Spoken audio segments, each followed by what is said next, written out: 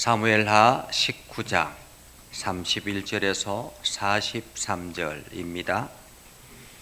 다 같이 함께 한 목소리로 읽겠습니다.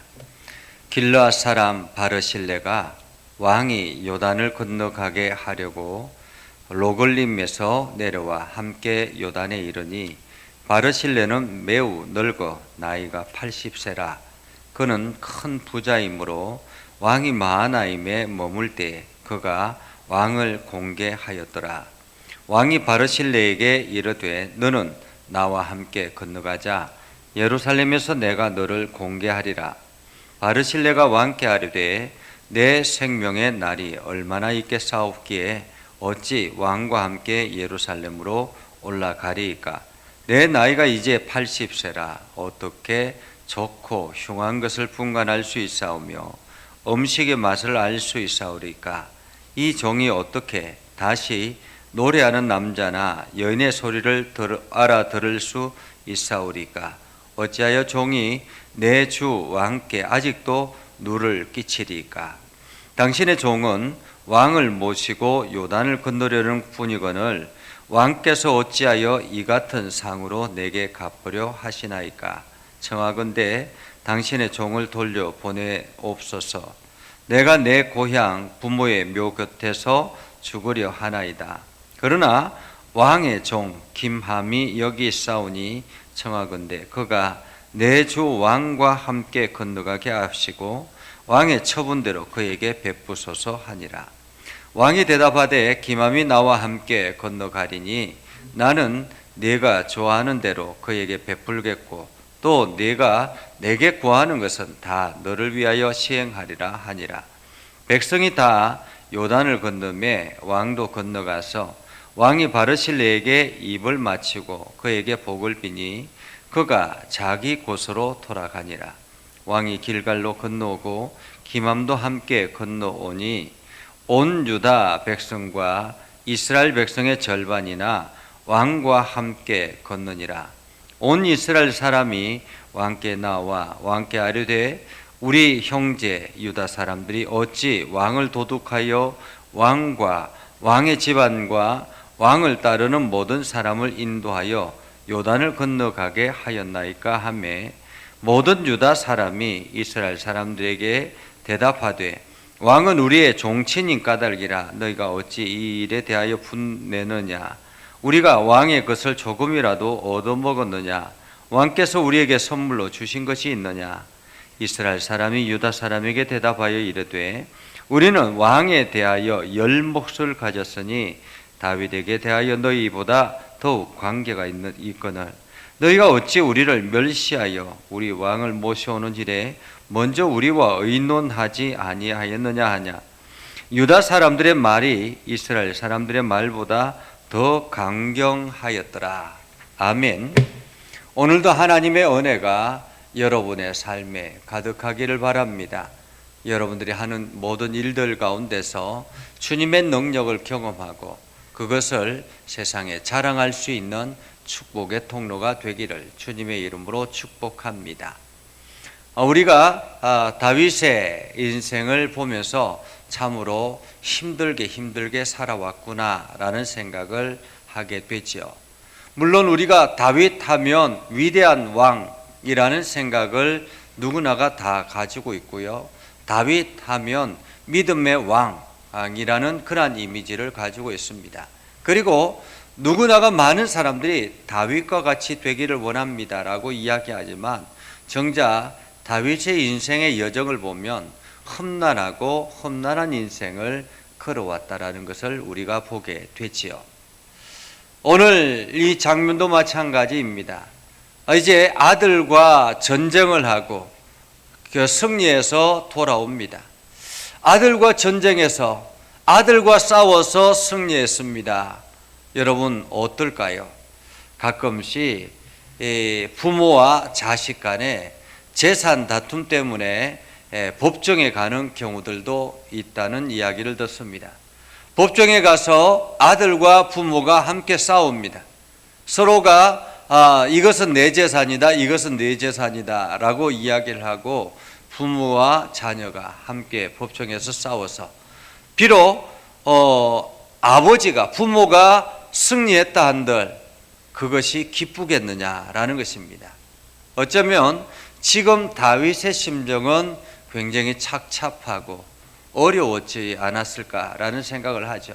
그럼에도 불구하고 어떻습니까? 다시 예루살렘으로 돌아가서 왕의 역할을 감당해야 되는 것이 다윗의 모습이죠. 그렇게 해서 예루살렘으로 올라가려고 하는데 아무도 이 다윗에게 와서 다시 왕권을 굳건하게 하십시오라고 이야기하는 사람이 없었습니다. 그래서 다윗이 그 제사장들을 시켜서 지금 유다 백성들에게 먼저 제안을 하죠. 지금 이스라엘 사람들이 이런 11지파가 이런저런 움직임이 있다. 다시 말하면 나를 데려가려고 하는 움직임이 있는데 너희가 먼저 앞장서는 것이 어떻느냐라고 해서 유다 백성들이 먼저 다윗에게 찾아와서 이스라엘로 돌아가 달라라고, 그리고 예루살렘으로 돌아가서 왕권을 보기시켜 달라라고 그렇게 이야기를 하죠. 그렇게 해서 다윗이 결단을 하고 예루살렘으로 돌아가려고 하는 그러한 장면입니다. 마하나임에서 요단강을 건너서 예루살렘으로 걸어가려고 하는, 여기서 마하나임은 아마도 지금 요르단 지역에 있는 위치라고 볼 수 있겠습니다. 요르단을 거쳐서 요르단에서 이스라엘로 오는 그곳에 요단강이 흐르고 있고, 그 요단강을 건너서 아래쪽으로 쭉 내려와야 예루살렘에 이르게 되지요.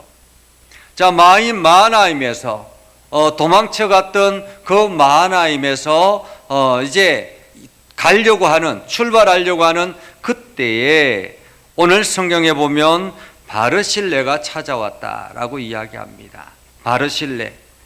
바르실레는 어떤 사람입니까?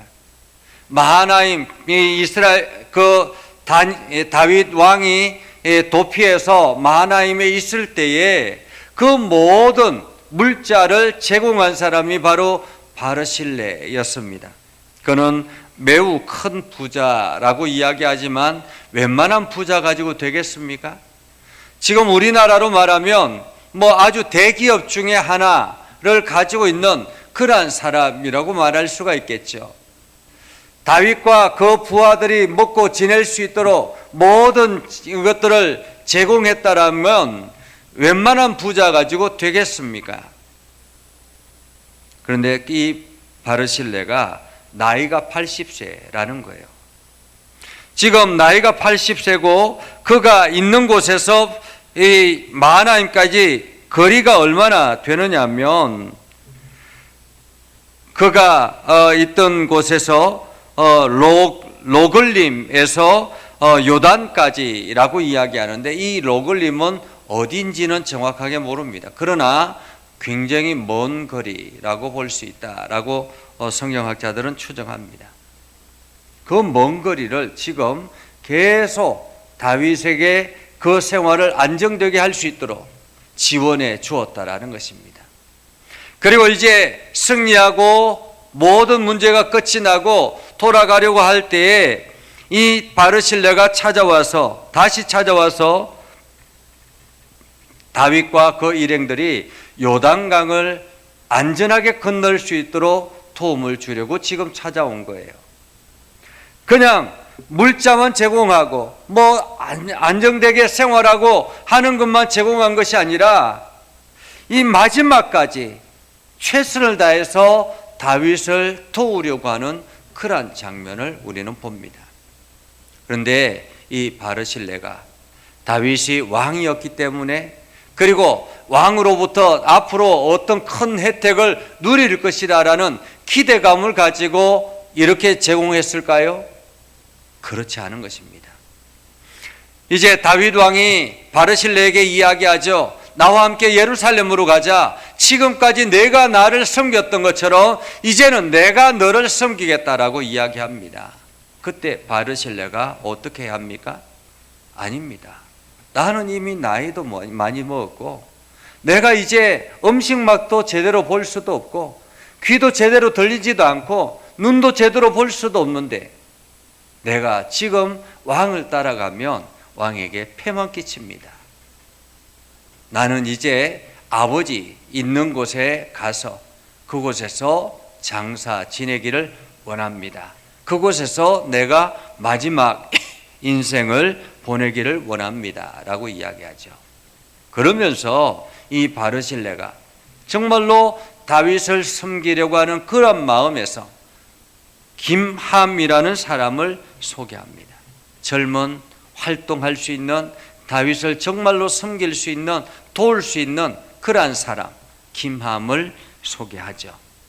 성경학자들은 이 김함이 바르실레의 아들이 아닐까라는 그러한 이야기를 합니다. 아들인지 아닌지는 모르지만은 다음 세대인 김함이 다윗을 섬길 수 있도록 그렇게 인재를 이게 추천하는 거죠. 그렇게 해서 다윗 왕이 좋다. 네가 원하는 것이면 무엇이든지 이야기해라. 내가 돕겠다. 라고 이야기하고 김함을 내가 데려가겠다. 라고 합니다. 참으로 아름다운 모습이죠. 우리가 누군가를 섬긴다라는 것은 대가를 바라고 섬기는 것은 섬김이 아닙니다. 그죠? 섬긴다라는 것은 대가를 바라는 것이 아니라 그냥 그 사람을 섬기고 돕고자 하는 그런 마음에서 섬기는 거죠.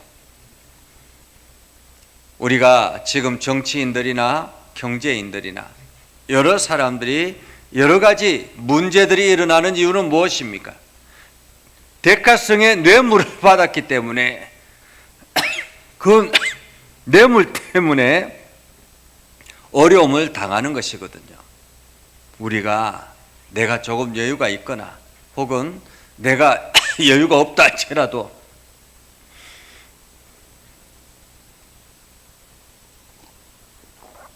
내가 섬길 수 있는 최선의 것을 가지고 누군가를 섬기고 섬긴다면 하나님께서는 또한 나를 더욱더 풍성한 것들로 채워 나가실 것입니다. 자, 그렇게 해서 다윗 왕이 길가를 건너서 유다 땅으로 옵니다. 이스라엘 땅으로 오죠. 그런데 문제는 거기서 또다시 일어납니다. 조금 전까지만 해도 바르실레를 통해서 어떤 대가도 내가 바라지 않습니다. 정말로 내가 왕을 섬기는 것은 내 온전한 마음이었습니다. 라고 그러한 마음에서 얼마나 흡족하고 기뻤겠습니까? 그런데 다윗 왕이 이제 이스라엘 대표들을 만나기 시작합니다. 11지파의 수장들이 이 다윗을 만나러 나왔죠. 그런데 문제는 여기서 일어납니다. 11지파 수장들이 나와서 유다지파 사람들에게 이야기합니다. 너희가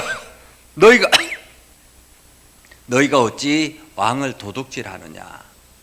왕을 도둑질하느냐? 왜 우리와 같이 가자고 이야기를 하지 않고 너희만 먼저 갔느냐라는 것입니다. 너희만 먼저 갔느냐? 사실 이스라엘 백성들 11지파가 정말로 다윗을 다시 모시고 오고자 했던 마음이 있었다면, 온 마음이 그에게 가 있다면 먼저 앞장서서 나갔으면 됐지 않겠습니까? 그러면 다윗이 얼마나 기뻐했겠습니까? 그런데 그동안 아무것도 하고 있지 않다가 뒤늦게서야 이 유다 지파가 다윗 왕을 데려오자 그제서야 나와가지고 왜 너희만 이게 왕을 모셔오느냐? 우리도 같이 갈 수 있는데 라고 이야기하는 거죠. 사실 별것 아닙니다.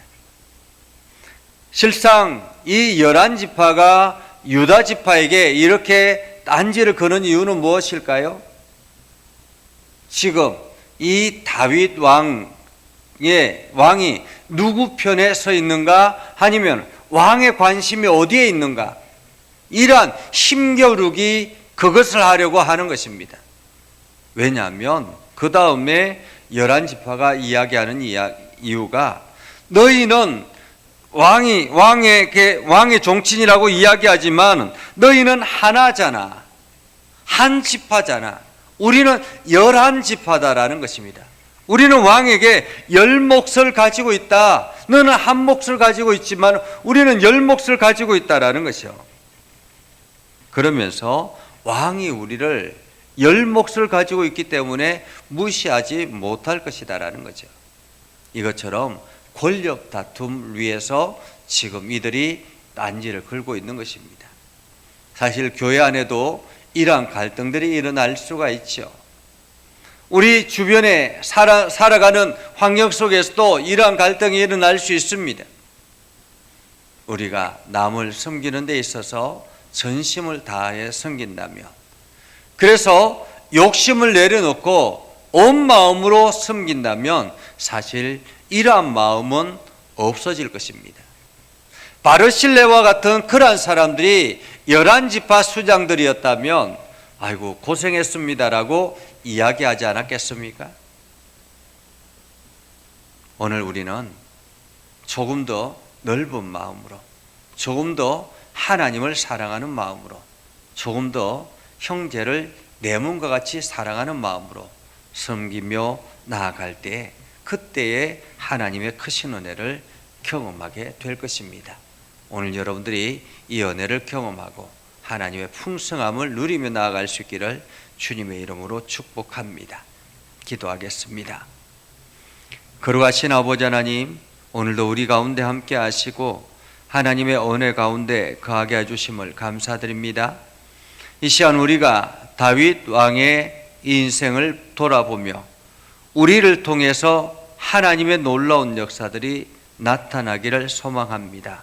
아버지 하나님, 우리가 지체를 섬기고 이웃을 섬길 때 바르실레와 같은 온 마음으로 섬기게 하시고 그 섬김이 귀한 열매들로 나타나게 하옵소서. 이 밤에 평안하게 하시고 또한 하나님께서 긍휼히 여기셔서 환자들에게 하나님의 놀라운 은혜를 부어주시고 깨끗하게 치료받는 놀라운 역사가 있게 하여 주시옵소서. 특별히 김서운 귀한 딸을 붙잡아 주시고 하나님께서 강건하게 하셔서 우리 방은영 집사님의 그 어머니가 속히 회복하여 하나님 앞에 헌신하며 예배할 수 있는 그러한 날이 오게 하여 주옵소서. 하나님, 오늘도 우리의 기도를 들어 응답하여 주시고 이 이후에 함께 기도할 때 하나님의 놀라운 은혜가 경험되어지게 하여 주시옵소서. 예수님의 이름으로 기도드리옵나이다. 아멘. 이제는 우리 구주 예수 그리스도의 은혜와 하나님 아버지 극진하신 사랑과 성령님의 감화 감동 역사 위로 교통하시며 은혜가 주의 말씀 안에 있는 믿음의 백성들 위에 하는 모든 일들 위에 영원토록 함께 하옵시기를 간절히 축원하옵나이다. 아멘.